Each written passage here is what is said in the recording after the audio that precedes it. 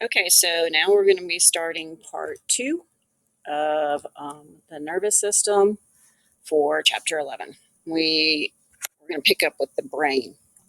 So when you look at it, the brain obviously has some really, really important features. It's the control center for everything in your body. It even controls what the other messenger system of your body, which is the endocrine system. The brain sends impulses that tells the master gland to actually do its job. So it's like really controlling all kinds of things. Plus, you've got thought, you've got associations, you've got memories that are all stored there. So it's not just how am I going to do this and where am I going to do this? It's also the fact that it's got to store a lot of information. So you have a lot of functions that are really important. Brings in your sensations. So your sensations like touch, hot, cold, sight, hearing, whatever it is, comes in from the peripheral nervous system, and then the brain has to actually interpret those. Is it a pleasant feeling? Is it an unpleasant feeling? Is it, something that you can associate with? So I know what that is, the smell of an apple or something along those lines. Brain has to take all that information and make sense out of it.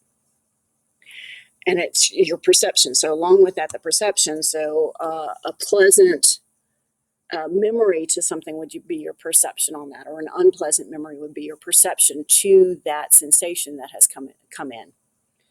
It stores memory, like I said. Access that memory, not just store it. You got to access it too. It's your center for reasoning. When you try and make sense of something, or you have to work through a problem, that's called reasoning. So simple as a math problem, 2 plus 2 is 4, is reasoning, to very, very complicated step-by-step interpretation of something. We have to work through our daily problems. It helps you make decisions. Am I going to, or how am I going to react to this? What muscles need to be moved? What glands need to secrete a substance? What do I see? But also, am I even going to react to it at all? In many cases, the brain totally chooses to ignore a stimulus because it's not important to that action at that time. So it's not just a matter of how you react to it. It might be a matter of if you react to it too.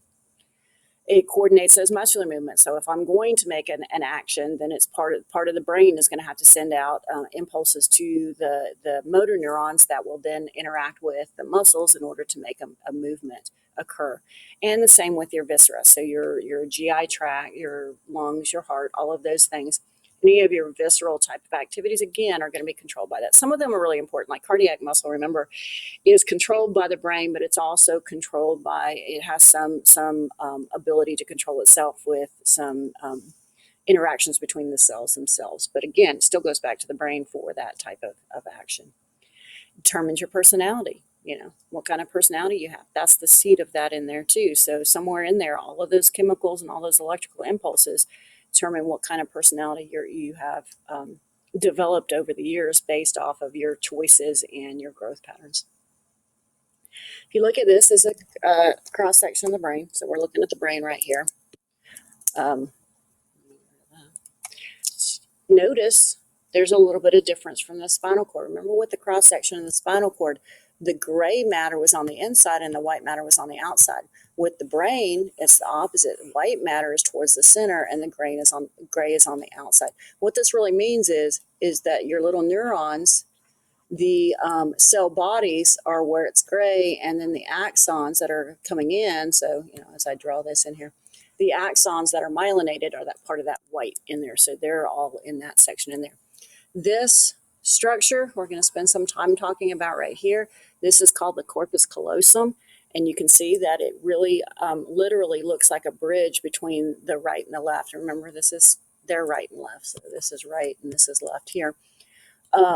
As you look at it, it's a bridge between those, and it allows the right and the left hemisphere to communicate with each other and send information back and forth to each other to process information.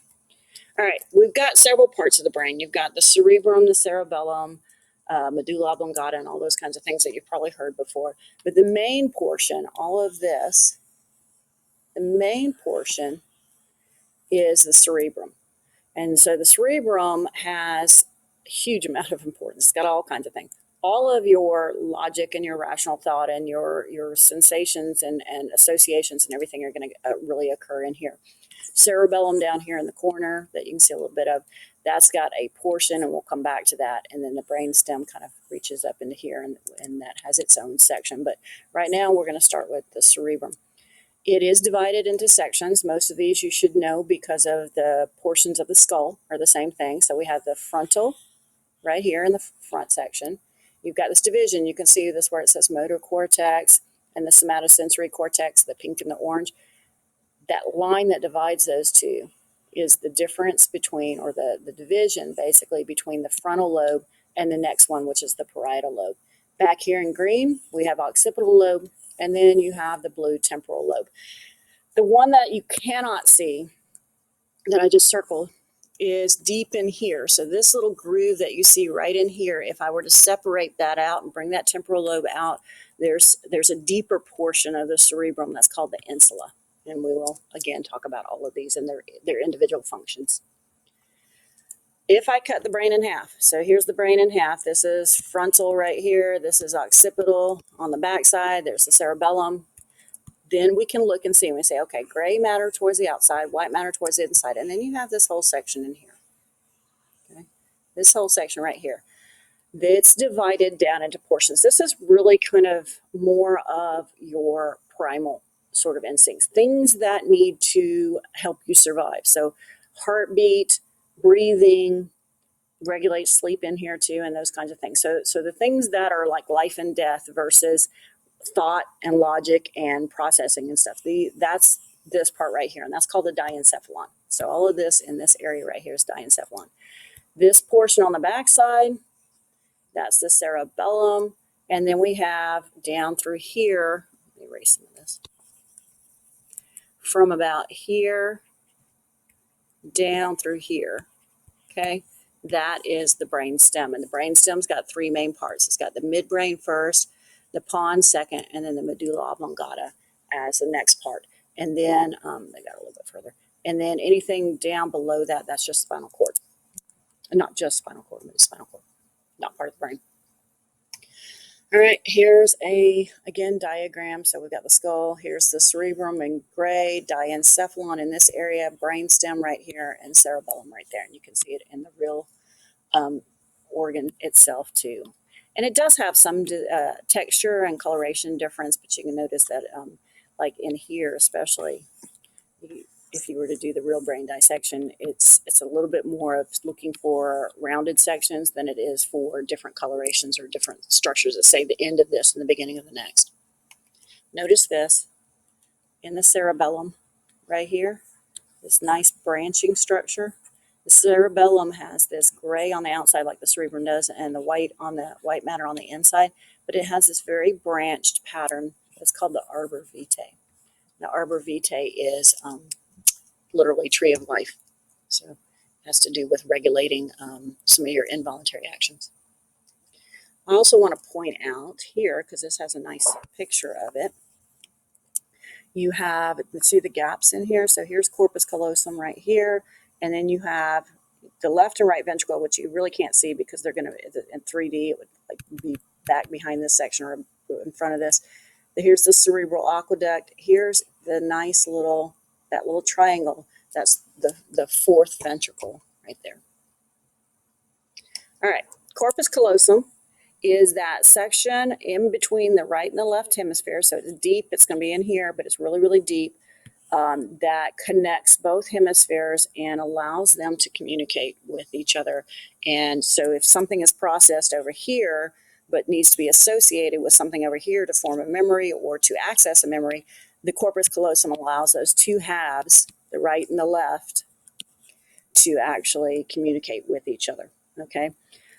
Back in the, I'd say it was 1930s, 1940s, in an effort to help out some people who had these really bad epileptic seizures that involved the whole brain. So usually when epilepsy occurs, a part of the brain is overstimulated and it basically shuts down. So that part of the brain is getting too much stimulation and the brain just reacts by like shutting that down, and that's an issue.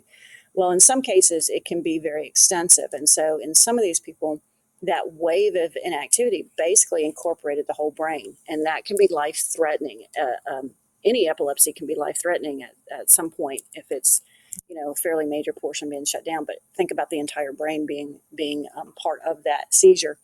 So, in an effort to kind of limit this and isolate this, doctors went in, and what they did was they just went in and they cut that corpus callosum. So now they cut that bridge, and basically what they were able to do when they cut that bridge that was in between the two was say, we isolate this epilepsy to one half or the other half so that it's not incorporating the whole thing. And it seemed to help a little bit. At least it was not on that scale that it was before. And then nobody really followed up after that. It was like, oh great, they're not having these full brain seizures. Go about your business. And then a decade or two later, somebody comes along and says, hey, I wonder what's going on with these people. And what they found out was that by cutting the corpus callosum, obviously it was isolating the seizures to one half or the other, but it was also not allowing for this communication between the two halves. So what would happen is, so your right side of your brain controls your left side of your body, right? And your left side controls your right side. And then we have these things with artistic and logic and reasoning that seem to be centered on one half or another. So what was happening was, if you took the person and you put like a block right here, not in their head, but something where they could only see from one side or the other side, and flashed images to one side or the other side, then they had this difficulty with bringing that information together. So like holding this pencil right here, or this pen, they could tell you, if they held it in their right hand, they could tell you it was a pen, right? But if you put it in their left hand, they could describe it and say, well, it's long and it's got a sharp end and it's black, but they couldn't tell you what it was called. So pen, shape, and color. It takes both half of the brain to bring that together. So if the person actually held it with both hands, then it was like, it's a black pen, okay? We can do that ourselves with that corpus callosum because our brain is communicating, but they don't have that ability to share that information, so they could only get part of that information at a time. And it's really interesting that occurred in there. And there's actually some videos and stuff, you can see that. Saw one where they flashed an image of a phone, and the guy was like, I didn't see that, while his other hand was drawing it. And then he looked down at the drawing, he was like, oh, it's a phone, because the part of the brain wasn't telling the other side what it was. So very important structure in there. All right, as you look at the brain, moving on, as you look at the brain, you can see that there's these raised sections. See how part of it's raised, and then there's these grooves in here in between these raised. This all allows the brain to have more surface area. So instead of being one flat surface where you have information being stored, we can fold this in and get more surface area, more brain in a smaller area in the cranium, and you have a lot more ability to have, reason and thought and everything and storage going on in there. These have names. So the raised section right here, I'm going to color it in.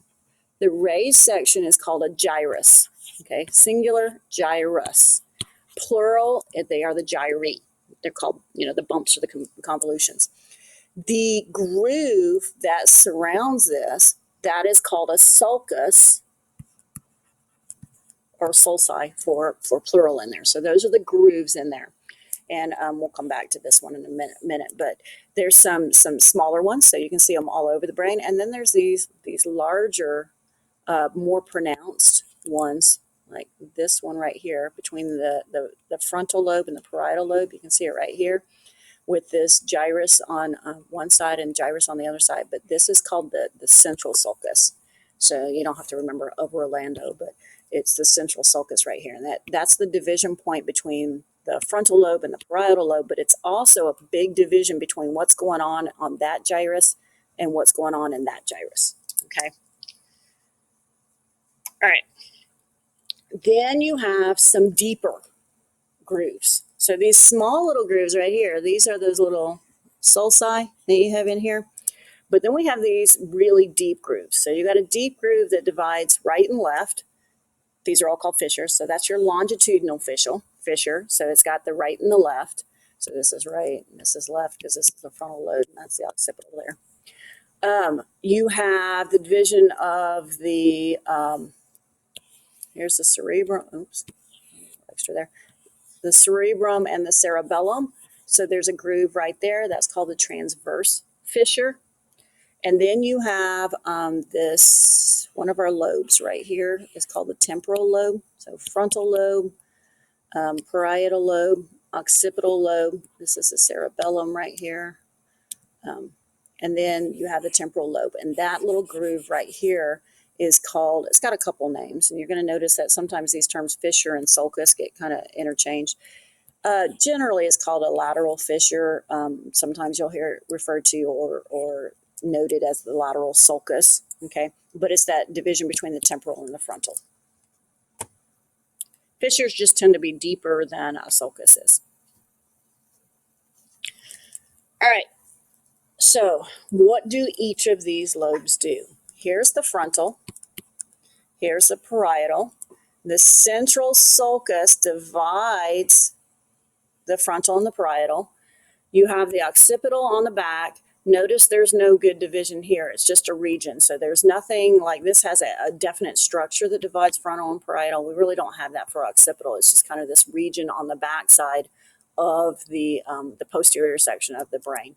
And then here's the temporal. And the temporal in this case has been pulled down. So that transverse fissure, right, not transverse, sorry, lateral fissure, transverse is right there. Lateral fissure has been allowed them to separate the temporal lobe out.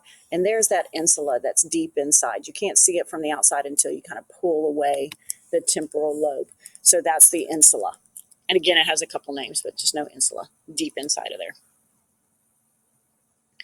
All right, what does the cerebrum do? Almost everything. The cerebrum is the center for just about everything that needs to go on as far as processing goes.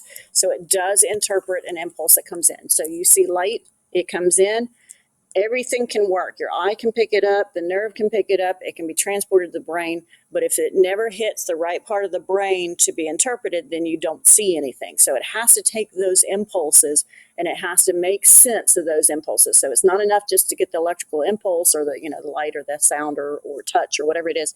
Your brain actually has to interpret that.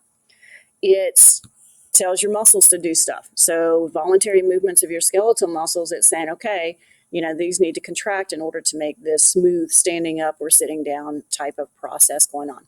It's your center for storing memory, retrieving memories, and anything that's stored in there. And there's, short-term memory and long-term memory we're going to talk about in there. This reasoning that I talked about, so working through problems is reasoning. And it's the seat of your intelligence and also your personality. So the cerebrum really is you, okay? So it's doing everything for you. Of course, it can't do it all on its own. It's got to direct the activities and send those activities out and bring information in and make that information happening. But this is your, what makes up you basically as a person. All right. So remember we had the gray on the outside and we had the white matter on the inside. The cortex is this gray matter. So that's the portion that is really going to do all of the storing. And remember, that's the cell bodies and stuff that we talked about in there. So the gray matter is the cortex. So this is where that processing and everything will occur. And then the axons, which make up most of that white matter. It's not 100% on any of this, but make up that white matter. The axons are going to be sending information places, okay? And it is that outermost portion of the brain. That's where it's really important. So important, it contains a lot of your neurons. So 75% of your neurons are in that cortex. So think about how much work it's doing. So all of that big mass, and it's that last little, section on the outside of your brain that really does most of the work. And you can see, if you cruise down here, I'm going to talk about some of these, but these are some of the identified areas. These are not all of the identified areas that do things in the brain, but those are some of the main ones. We're going to go through some of those highlights for that. All right, as you're studying, here is a sort of a summary of each of the lobes. We're still on frontal. We're going to start with frontal lobe and then parietal and go temporal and occipital and work through all those lobes. But this does tell you two different things basically on here. Association areas versus motor areas. And the third one, sorry, I forgot about sensory.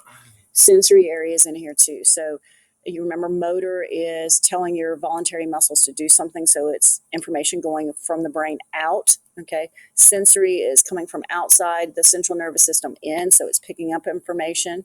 Notice frontal has a lot to do with motor and parietal sensory, and then you've got sensory and temporal and occipital too. So our motor is primarily focused in the frontal lobes. But you also have these things called association areas. We got to make sense of all the information that's coming in and access it and stuff. So each of those areas or those lobes also have association areas. We're going to talk about each of these. This is just your summary for study purposes. All right, first one. Remember our central sulcus. So right here is the central sulcus. On each side, you have a gyrus. Okay, so the yellow is a gyrus and that pinkish color is a gyrus in there. Those are the portions we're going to be talking about. So when you see something that says post central sulcus, that means on the back side, the posterior side of that central sulcus. So anything that's yellow, green, or the bluish, whatever color that is, the occipital lobe, all of those are post-central. Anything that is pre-central is going to be in front of that, so anterior to that. So this pink and this orangish color here. Okay, and then you have underneath it with the temporal. So first thing, cutaneous. Cutaneous means skin. So the cutaneous sensory area is in that parietal lobe, green and yellow, right there. This is sensations of the skin. Your visual area is right back here. So everything you see, when your eyes pick up something, they have to send that information all the way back to the occipital lobe in that visual area for you to even interpret that information. So like I said, you can have light waves coming in, your eyes can be working fine, your receptors working fine, the optic nerve that takes that information all the way back can be working fine, but if you had a blow to the back of the head or something that damaged this area, you'll never have the sensation of sight because you never get that impulse to be processed there. So it's really important that that brain is also intact too, not just all those nerves. So that's the visual area in there. Auditory is sound, and this is your hearing. So the auditory is actually in the temporal lobe. I'll clear some of this off. And this is going to interpret your hearing that when somebody speaks to you. So this is somebody speaking to you, not you speaking yourself, unless you're listening to that. But this is your auditory area. And it's right here. The whole blue is the temporal. So it's right here at the base. So here's my central sulcus. It's right there at the base of that on the temporal lobe. And it's sort of, post-central. It's kind of really more base, but it's kind of behind it too. So that's why it's included in this sort of section.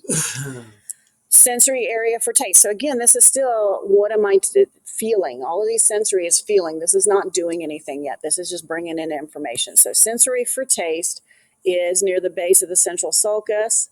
Okay, and it's down in here. It's deep. So it's not something that you're going to, I can show you on this diagram, but it's down here where you have the auditory is more superficial. This is deep. You're not going to see it as well. And the same with the sensory area for smell. That's going to be really deep in there within the cerebrum, so it's not on this diagram, but it is in that, still in the post-central area. Wernicke's area is your sensory area for speech. So again, this is somebody else speaking to you. This is also the movement, like of your, not telling your lips and your mouth to move, but the sensation of what your mouth is doing so that you can form speech. Okay, so not making the speech. There's another area that says, I need to form the words, and this is what I need to do with these muscles. This is the sensory area that's associated with speech, and it's right about here. So it's kind of got this overlap between temporal and parietal, mostly in the parietal. This little guy here, as weird as it looks, this is like a map of the brain. And if you can look at him, you can see, like, here's a face, here's the hand, here's the arm and a leg. This is what we call a homunculus. A homunculus is this representation of the human body according to percentage of the brain that is dedicated to that particular, in this case, sense. This other one over here is for motor. So we're going to come back to that one. We're looking at this one right right here in the blue. So if you look at it, you can say, look, how much of your brain is actually associated with your hands? But think about what your hands do. Your hands are your ticket to understanding almost everything by touch. So even though the rest of your body can touch things, it's your fingertips that do most of this feeling and this touching and stuff. So there's a whole bunch of your brain that is just dedicated to fingertips and hand, very little to your forearm. If you look at your forearm right here, when I touch my fingertips, that's where I explore, that's where I do things, that's where, you type on things or whatever, hold your hands. You're really not doing a whole bunch with your forearm. So your forearm, even though you can have a sense of touch and definitely pain and that kind of stuff, it's not really that sensitive. And I talked about in one of the PowerPoints, I talked about this 2-point feeling. If you close your eyes and have somebody touch you with 2 points on your forearm, you can only distinguish 2 points when that section is really far apart. But with your fingertip, you can have them touch you in two little points, and you can distinguish 2 points really, really close together because you have a lot of nerve endings that are dedicated to those fingertips and only a few nerve endings that are dedicated to a wider range right here. So you really don't dedicate a lot of nerves to it, and you don't dedicate a lot of your brain to it. And same thing, here's your foot. Very little to your foot and leg because we just really don't explore with those things. Look at your face. Specifically, look at those lips. Our face is this thing where we bring in flavors, you bring in water. It's vital to your existence to have the ability to smell, to taste, to food, so that you'll continue and bring in nutrients and stuff. And your lips especially are really, really sensitive. This is what I refer to as, this is why we like to kiss. This is like why kids like to put things in their mouth. You have a lot of nerve endings there and a lot of your brain that's dedicated to that. And kids especially explore with that. As we get older, we realize that, maybe exploring with our lips is not the best social thing to do. But kids, first thing you give them something, goes to their mouth. Then they share it with their friends and it goes to their mouth. And that's how they spread diseases around daycares. But it is a lot of the brain is associated with that area. All right, association areas. It's not enough to see something or hear something and then have it go to the right part. So right back here on the back of the head, you have the visual center, right? I can't just see it. I've got to, and I can't just say, okay, there's the impulse from that light. I have to make sense of that image. Is it something that I recognize? Have I made a memory of it? Is it something that I've seen something similar and I can associate with that? You may have never seen that particular object before, but you've seen something very similar, so you can say, I know what that is based off of the memories that I have. These are called association areas. So association areas are like pulling information from all over to form this overall view of something. And we have them in all parts of the cerebral cortex. You have these isolated areas that are for, like, here's my site, right, is right here. But I have association areas all over because they have to deal with all of those things that, all those different types of sensations that are coming in. They need to make sense of that really quick, and they need to be able to communicate with other parts of the brain too, to say, hey, let's put the whole picture together. So they're all over. They do, like I said, analyze and interpret your sensory experiences. Have I experienced it before? Have I not experienced it before? Am I going to need to make a memory of this, or do I need to access a memory I already have? What am I going to do with that memory? Am I going to actually respond to this, or am I going to ignore it? So your reasoning, your verbalization, your judgment, even your emotions are linked in here. There's another portion that also helps with the emotions, but your brain really does kind of control things. As you get older, you can think about your emotions too. Am I, I stubbed my toe as a kid and you're just going to break out in a scream and cry, then, your emotions go wild. As you get older, this whole cerebral cortex, specifically, it's part up here, starts to take control more. And you're like, that really hurt, but it's not worth all the tears, I'm going to move on. So emotions are a lot of your primal, so it's going to be this deep portion, but it is a lot of your cerebral cortex that also regulates those emotions. All right, frontal lobe association areas. So we have the, we have the frontal lobe right in here that's in green. Okay.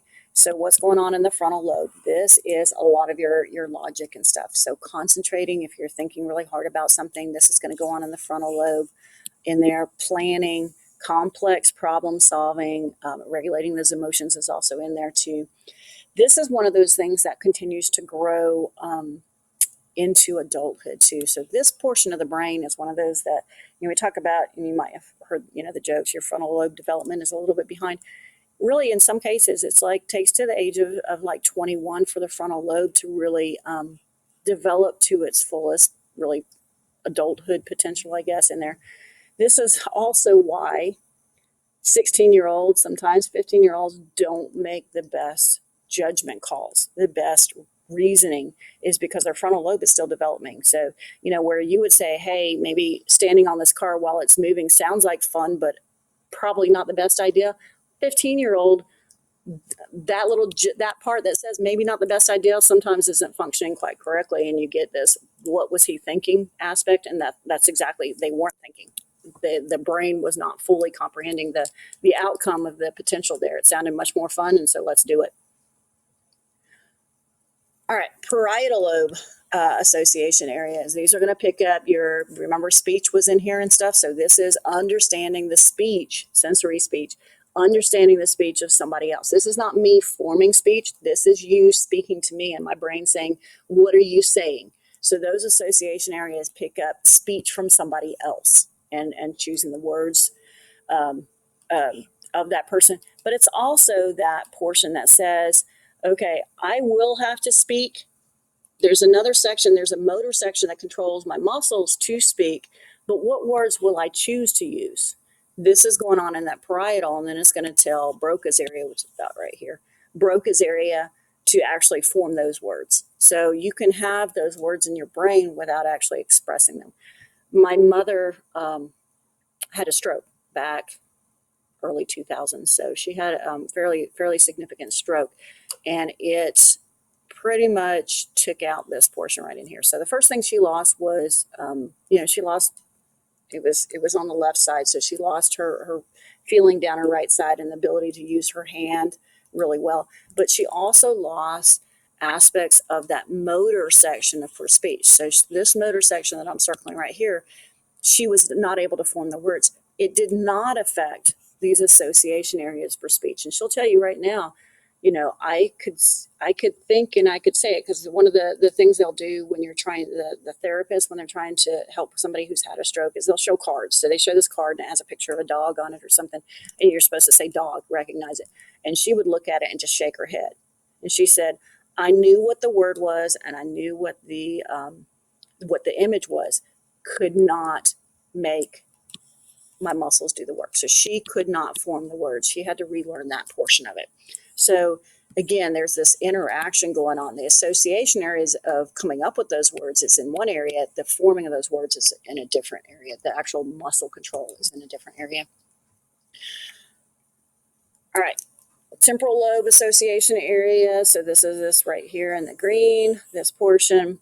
This is going to be a lot of your complex sensory experiences. So things that like scenes. If you think of a visual scene, it's not just there's a tree.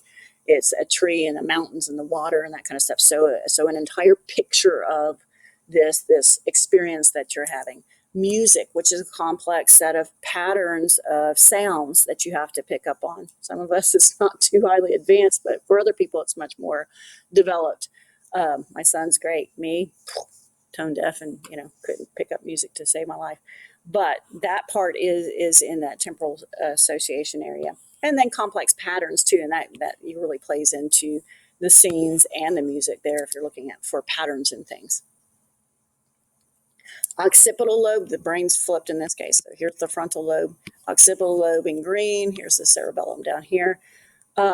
This is, again, associated, remember, with sight is back in here, so picking up sight. So again, your association areas for visual images should be located in the area where you're processing incoming impulses from sight, so that makes sense in there. So I can pick up those impulses, and then the occipital lobe is going to process those impulses and come up with that visual image, and that put it all together in there in your sensory experiences that are associated with that site. Okay, so flashed it to you real quick. So here, when you see this, this is your association area at work. I can probably guarantee that very few, if none of you, have that dog or a dog that looks just like that. But when you saw that image, you knew exactly what it was. You know that that is a dog. Whether you have no dog at home or you have a Chihuahua at home or you have something that looks very different, you still have this association. It has a pattern that fits that says this is a dog. And even from that, you can determine something from this dog. This dog is not angry. You know, it seems to be happy, you know, or at least pleasant and stuff. So it's got this image of this face in here too. So you can pick up on certain things. This is your association area, putting this image together and forming an idea of a dog.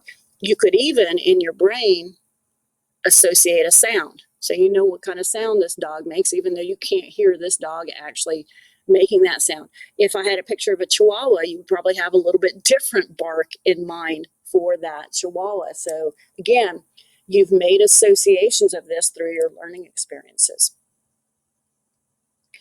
That one, now you don't have a picture, you have 3 letters. And those 3 letters form an association in your brain, and you have an image that's a cat. You could even have a sound that is a cat, and it's going to be very different from that dog that you saw in the previous one. Some of you may be seeing an orange cat, some of you tabby cat, some of you may have gone straight to lion or leopard or something, but you still have a general, you know, the fangs, the facial features. This is a cat that is in your brain, and that is taking 3 letters, associating those letters to an image, to a series of pictures and thoughts. That's the association areas. Okay. All right, moving on to our motor areas. Motor is for making your muscles do something or your glands do something. This is in the pre-central sulcus. So here's my central sulcus again, right here. This is going to be frontal lobe. So this is in front of that central sulcus. So this is primary motor. So right here, see in yellow? That's sensory. That yellow is sensory, cutaneous sensory. This right here, pink, that's motor. So there's a big thing, and you got to know this in the lab too. So this post-central gyrus right here, plus the areas back there, that is mainly, this is all sensory in here. And then the pre-central main gyrus right there, that's pink, and they have these in different colors, even though it's still part of the frontal lobe. It's this right here. That would be your primary motor areas. Okay, not that you don't have motor areas in other places in here, but that is your primary, telling your muscles what to do. Okay, controlling those voluntary muscles. All right, Broca's area is the part I was referring to with my mother when she had. Remember, I talked about Wernicke's a little bit. This is your sensory area for speech, so picking up on speech. Broca's is the motor area of speech. So when I need to form those words and I need to move my lips and my tongue and my facial muscles, even my throat and stuff, the larynx, in certain ways to form speech, that's Broca's area. So that's the job of that little area right here. Notice, again, central sulcus. Here's your primary motor in pink. It's right there, just above that temporal lobe, but in that frontal lobe there. And it tends to be isolated on one area. And I say tends to be because everybody's a little bit different. Notice it's in the left hemisphere. So that's, you know, my mother lost, when she had her stroke, it was the left side of the brain. It affected her right hand, her right leg, right side of her body. But it was also right there where Broca's area is on the left side of the brain. So she had to relearn.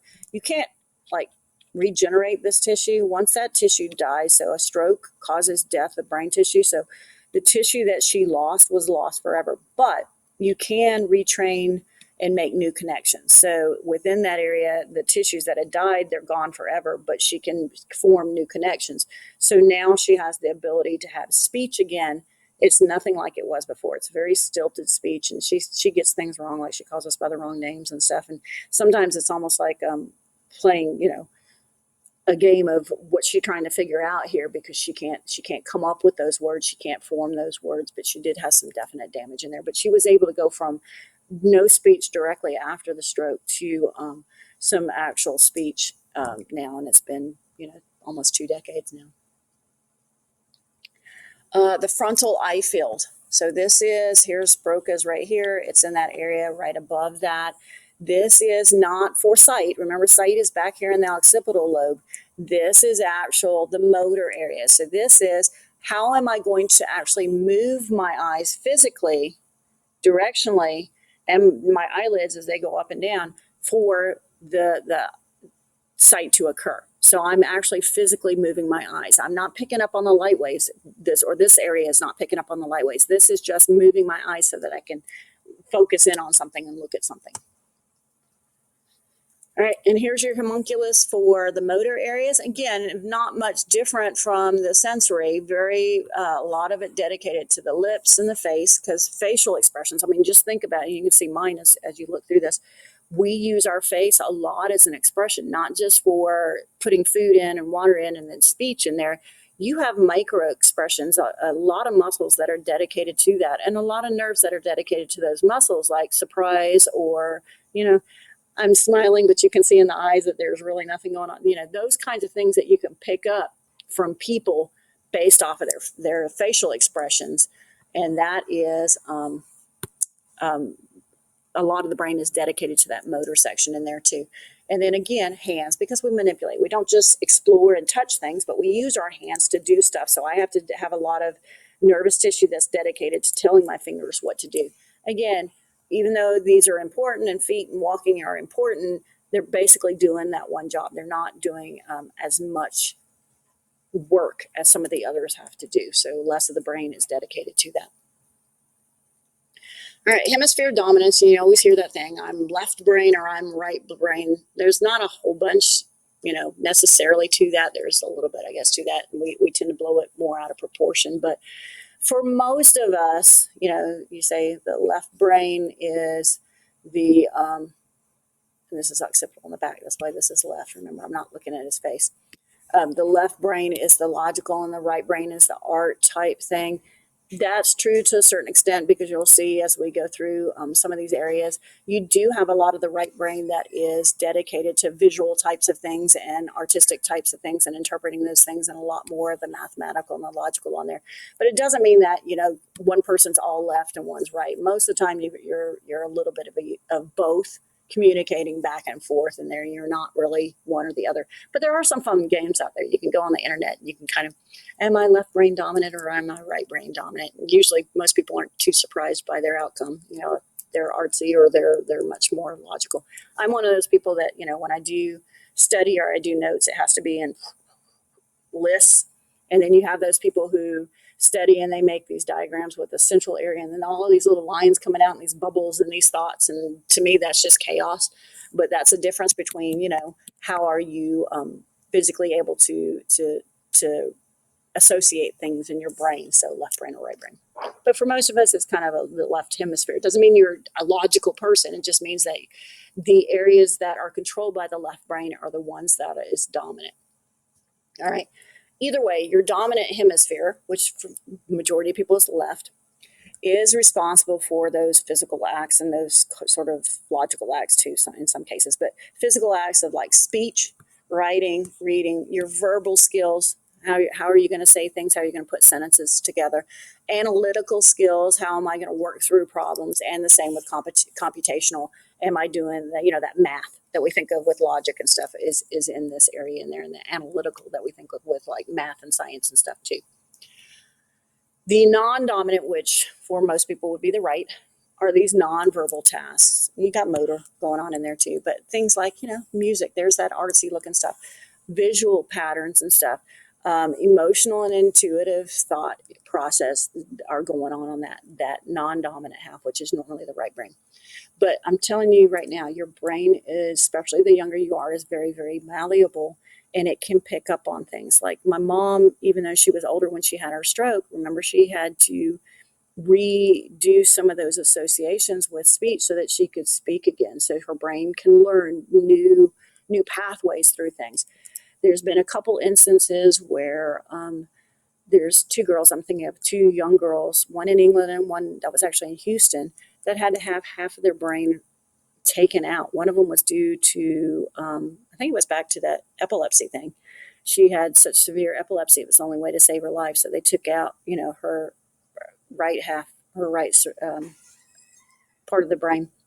And the other one was due to a tumor. So it was taking over her brain. So they took that section out. And basically, the parents were told these children lost their right hemisphere, which is this musical and this visual patterns and this art type stuff. And they'll probably never draw again. They'll probably never do all these things again. And what they found was these girls did just that. The left side of the brain picked up on the lack of having that right side of the brain, and it picked up on those things, and they drew and they did all of those things again too. So your brain is malleable, especially the younger it is, and can actually make up for what's missing in certain cases. Learn new ways of working around it. Here's a nice little image here. So here is, again, this is anterior. So here's your frontal lobe up here. Here's your occipital lobe back here.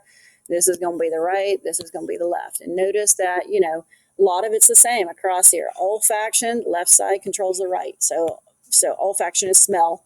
And again, olfaction on the right side, but they're just controlling opposites. So this is left nasal cavity on your right hemisphere, and this is right nasal cavity on your left hemisphere.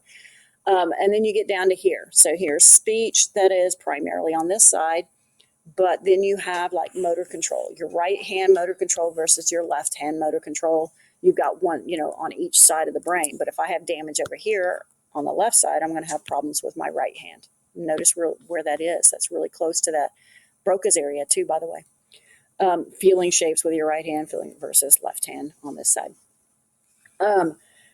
This is a little different. Hearing vocal sounds, so somebody's voice, right? Versus non-vocal sound, so some other type of sound that's coming in, the clicking of a keyboard or the air conditioner or something, would be a non-vocal sound. Your musical ability, again, there's that art part that's on the right side versus more rational, symbolic thought on the left. So you do have this sort of, isolation of certain things, but you also have equal on some cases. These two things are the same type of action, just it's right side, the right hand motor control versus left hand, sorry. These are the same action, just opposite sides of the body. Phineas Gage, this is a little case study here. Phineas Gage was a railroad worker back in the 1800s. So he was this really nice guy. Everybody loved him. He was really friendly. He was outgoing and everything. But he had this really tragic accident. And this railroad equipment, this rod went straight through his face, entered under his cheekbone and went through his brain, and everybody thought, this guy's dead. But he survived it, and they were surprised. But then as he started repairing and as started getting better and then getting back to work and everything, they realized he's not the same person that he was. He had an entire personality change. What was damaged was this frontal lobe, and the frontal lobe is this area, it has a lot to do with whenever some of those things, but one of the things it does is kind of control your emotional center. So my emotional center is actually deep in the brain, that limbic vital area that I told you, kind of your primal instincts. But the frontal lobe goes back in and says, even though you want to scream at that person, maybe you shouldn't scream at that person. So it takes over and it controls those actions and that emotion in there. Well, he lost that ability. His personality, from being this really nice guy, he became very irreverent, very profane, cussing at people, fighting with people, all of these things, an entire reversal of his personality. His planning and his moral judgment was completely eliminated from that, and that emotional control I was talking about was completely eliminated. So he became the subject of study early on. You can't go in and do this to a person ethically, remove their frontal lobe, but you can look at it when it happens in an accident. And a lot of people learned a lot from him and from things like some other accidents that have occurred. You can also have damage to the brain that ends up in absolutely no effects. Dante Atullo was a guy in 2012.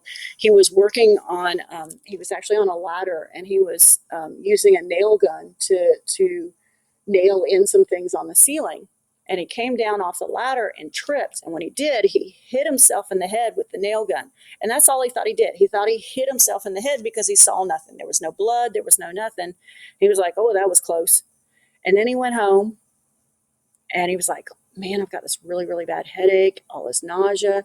His living girlfriend at the time was like, we might want to go see something. And when they went to the hospital, right behind his ear, he didn't see it, but there was a hole. And he had actually shot himself with the nail from the nail gun into his skull. And he hadn't seen it because there really wasn't a lot of blood. It was just this real sharp, small pierce. And they found it inside of him. And they were actually able to retrieve it and take it out.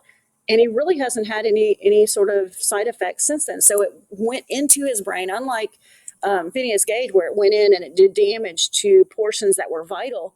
This actually missed a bunch of those things, and they were able to take it out. And he was just happy because he no longer had the pain and the nausea and everything else. And he's been able to go on with his life ever since then, fairly normal from that. So you can have damage and really no damage results from that. So it's pretty interesting. And like I said, the brain is pretty resilient too in many ways and can take a certain amount of damage and recuperate from that.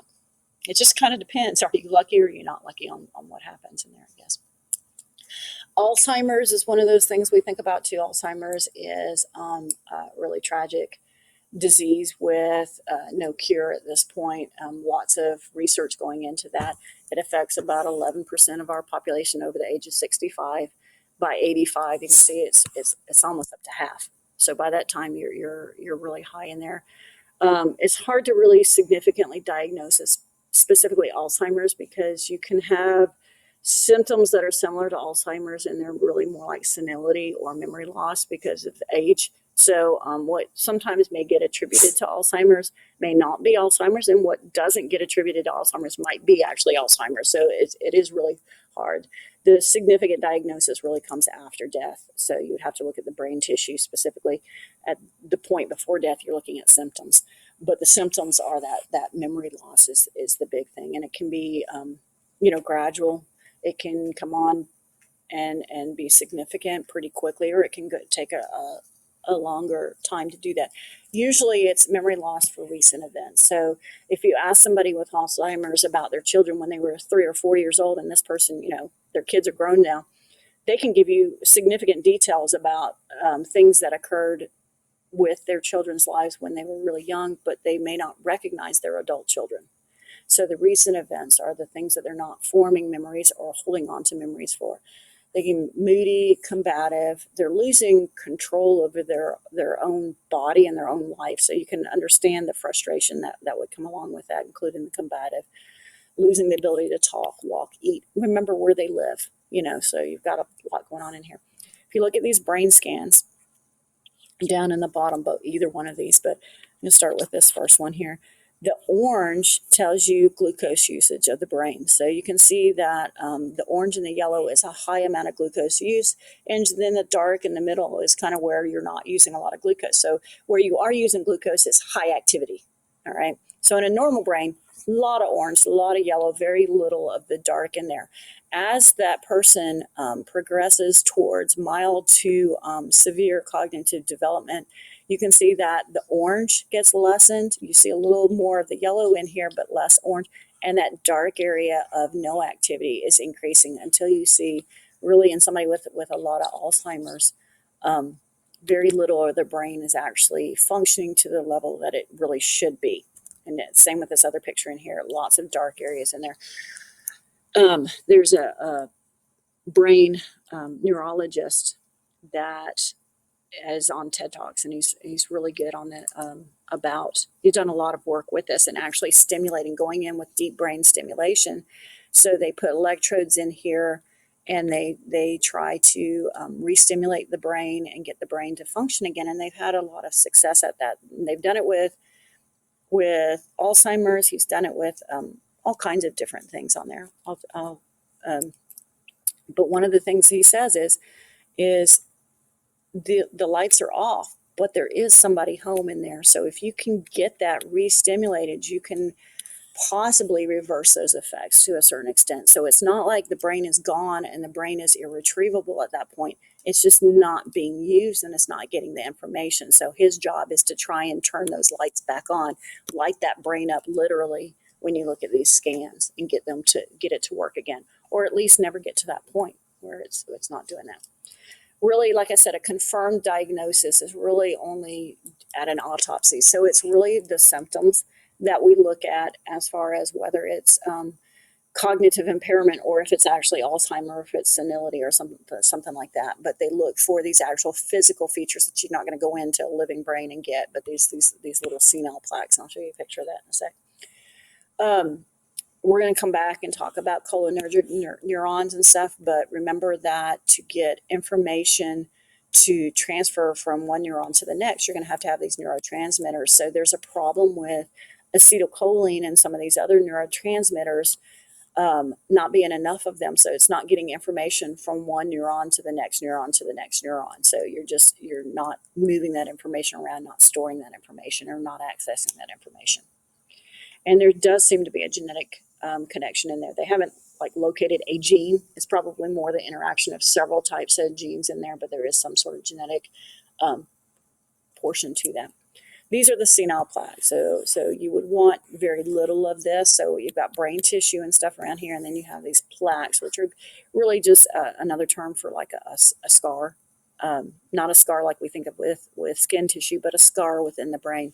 So areas that are not active in neural functioning. Memory is stored in your brain, and it's definitely in the cerebrum. We have the difference between short-term memory and long-term memory. Short-term memory is your working memory. This is if I said, here's my phone number, and it takes you that moment to write it down. And by the way, phone numbers.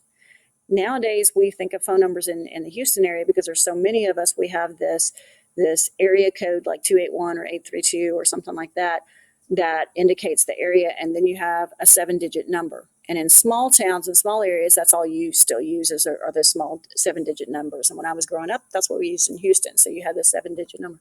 It's the reason why they chose a 7-digit number. That's pretty much the length of our short-term memory. We can, for most of us, some people are better and some people are worse at it, but we can remember 7 things in a row for a short period of time. So, a phone number like my phone number growing up when I was a kid, 350-3664. That's my long-term memory because I put that in memory. But if I gave that to you and you needed to write that down, that is your short-term memory, but it's gone. So this is your lose it very quickly type of memory. This is the kind of memory that you guys are usually counting on to pass a test, but it's not there. So you're going, oh, I just had this, but it's gone. Short-term memory. If you really, really want it to go into long-term memory so that you can access it over time, you need to, use it or lose it. You need to use it repeatedly. So you need to say something again and again and again and use other forms of, write it down or whatever to get into your long-term memory so you have access to it for a longer period of time. But if you don't use it, it's going to be gone. Your short-term memory gets rid of that pretty quickly. You got to make room for other things. So long-term memory, you're actually changing physically what's going on in your brain. So you're changing the structure of those neurons and the function of those neurons and how those synapses are working together to access that memory. This is, I have done physical work to my brain to restructure it, to remember that. So if you want to remember something for a test, it's not a matter of cram before the night before the test. You really need to start working on that study habit of, a week before, do a little bit, next day, review that stuff, and now do a little bit more, and then the next day, review all that before, and then do a little bit more. Constantly go over and over and over and over again, and that's going to enhance that long-term memory of those things. We'll talk about traumatic brain injury real quick here, since we're still talking about the brain. This is things like can be a mechanical force. So you get hit with something. I have a friend that was her husband was a baseball coach, and she'd go out and take pictures, and she got hit in the face with a baseball. That's a physical traumatic brain injury that occurred from that damage. It was actually right here in the temple area. Or it could be something that is a little less easy to identify. And this occurs like in war or combat or things like that. So a bomb goes off, right? Or maybe even a car accident, but a bomb goes off. You're not near the bomb. You don't have the physical shrapnel from the bomb, but there's this pressure wave that is coming, and it's going to take that your brain and it's going to move that brain around in your head. So as it shakes it around in your head, that change in atmospheric pressure, that force against it can also result in traumatic brain injury that is sometimes hard to identify because the person never actually got physically hit by something. If you get physically hit by something, we can pinpoint it and say, you got hit by a baseball. That's what's causing this injury. But if you get hit by a sound wave or a pressure wave, there's nothing that they can pinpoint usually, and it gets overlooked. So that becomes a problem there. And the same with something like a car wreck. So if I have a car wreck, and we think of whiplash to the neck, but think about your brain as you do this too. Your brain goes forward and backwards. So you're going to get damage from the front side of the brain and the back side of the brain as your brain shifts pretty violently in there. But again, if you didn't hit the dashboard or you didn't hit something, it might go unnoticed. The doctors and the people haven't really noticed that. Concussions are another, what we think of it, and they get overlooked. We've got a lot more recognition of it than we used to. If you go back 30, 40 years ago, it was a lot of this was really overlooked. World War II, especially, these sort of symptoms were not recognized. Nowadays, we have a lot more recognition of these things, but they still can be something that the person goes with some sort of brain injury and nobody's really paid attention to it. So you really do have to kind of pay attention to the fact that something went on and there's going to be some injuries, whether there's a physical bleed or not, something's going on inside the brain.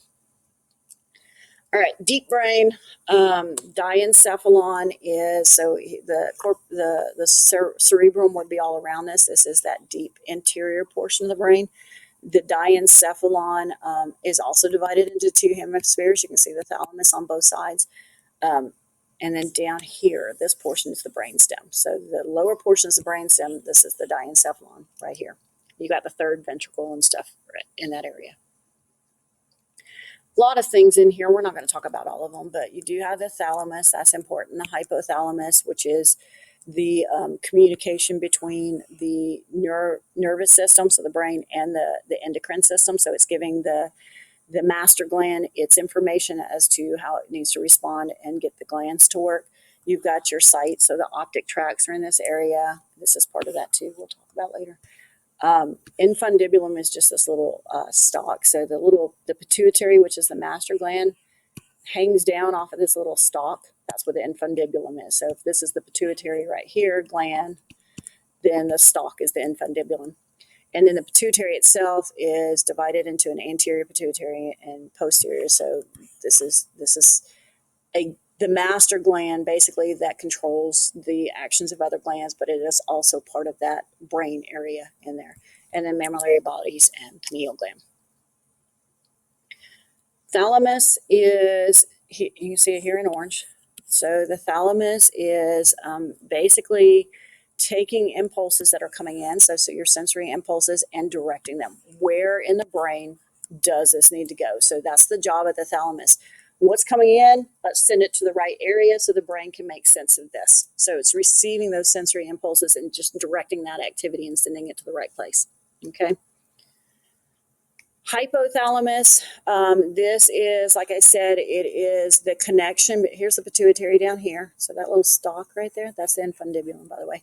So the pituitary hangs off of the brain. It sits down in the portion of the skull that's called the sella turcica that we learned about when we did the skull. So it sits down in the sella turcica right there. The pituitary is a gland. Okay, it is known as your master gland, but it's the gland.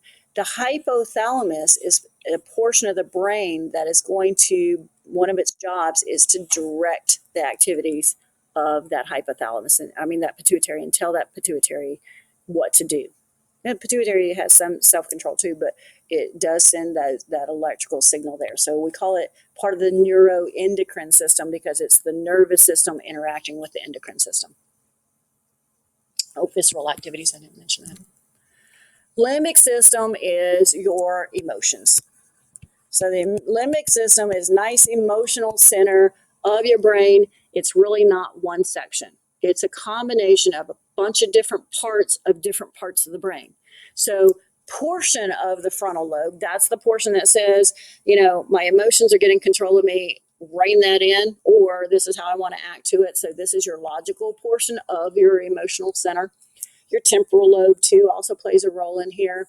The hypothalamus, the thalamus, the basal nuclei and stuff. So if you're going to cry about something, or you're going to feel this love on something or whatever, it's all of these guys working together. And then your frontal lobe just kind of says, how do I want to act to that?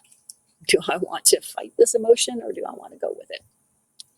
Usually the frontal lobe says, I want to fight it, but the rest of it may outvote it. So your emotional center, your feelings, sadness, happiness, love, whatever that is, it also has this ability to interpret sensory impulses, because think about that. Smell.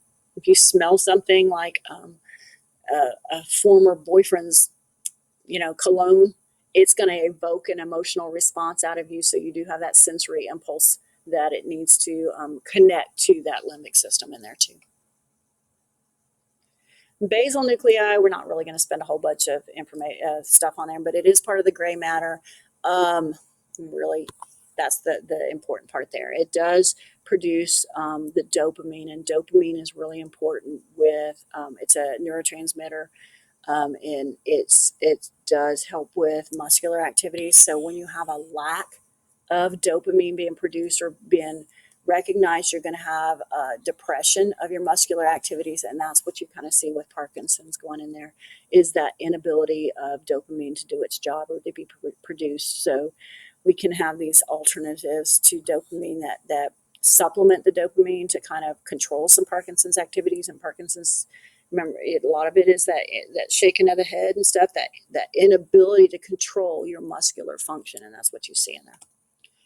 So here's what causes we don't really know. All kinds of things could be a cause. There could be a genetic factor involved, although not an inherited genetic factor, but a genetic factor that you have. But Muhammad Ali had Parkinson's, so there can be this damage that causes it.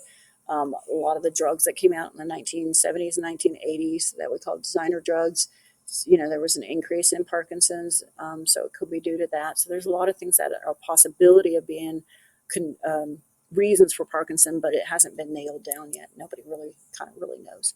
Lots of suggestions, lots of probabilities, not really one thing that we can point to. But one of the things that you start noticing is this, because you've got this inability to control your muscles, right? So you're going to see problems with walking. So this sort of leaning while you're walking tends to be a problem. The twitching actions that we associate with Parkinson's, with the hand and the head and stuff like that, is one of those things. The inability to control some of your fine, small motor movements in there. And then these two things have little fancy words too. Hypo, remember, means low. So hypomimia and hypophia is the lowered ability to do things. So we don't have, Parkinson's, you're not going to see a lot of expression in the face. So we call it a mask. Hypomimia is this mask-like expression because they lose the ability to control those fine motor functions in the face. And so you're not going to see those micro expressions that you might see in somebody that's healthy. And then also the motor expression, the motor ability to control the speech. So problems with speech occur. Micrographia is this writing. So problems with writing that's going on in there too. It goes back to this deep brain portion. So brainstem, okay, it degenerates, and then there's less dopamine. So you lose those motor symptoms that are in there. Along with that, as people start losing all of this ability to control their motor activities, control their urinary tract, right? So incontinence, the possibility of constipation because the muscles aren't being able to be utilized correctly there, you're going to start seeing things like depression. You lose control of yourself. Depression is going to be one of those things that come along with it. Sleep problems also, hypotension, so this dizzy feeling when they stand up because they're not regulating things going on in there too. treatments, like I said, these things like dopamine is lowered. So if we give something that's similar to dopamine, levodopa is something that they use to treat it, but it doesn't have this long-term effect. It seems to have this blunting effect over the years. So it's less ability to be used. Electrode, deep brain stimulation is one of the things that they're working on right now. Go in and put these electrodes in the brain, and that stimulates that area and causes an increase in dopamine and an increase in activity, and that seems to have some effect too. So that's one of those promising areas in there.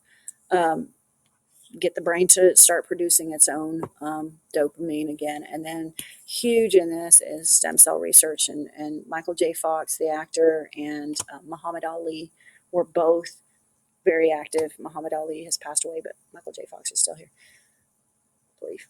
But have been very active because they both have Parkinson's, and Michael J. Fox was really young when he started getting symptoms of this. But they have worked together with stem cell research to try and um, come up with some sort of cure for it. And this, sorry, I'm going to end on a sad note, but this will be the last for this particular section, and we'll pick up with the other parts of the nervous system and the deep brain and stuff. Spinal cord. Can't remember what's next. Bye.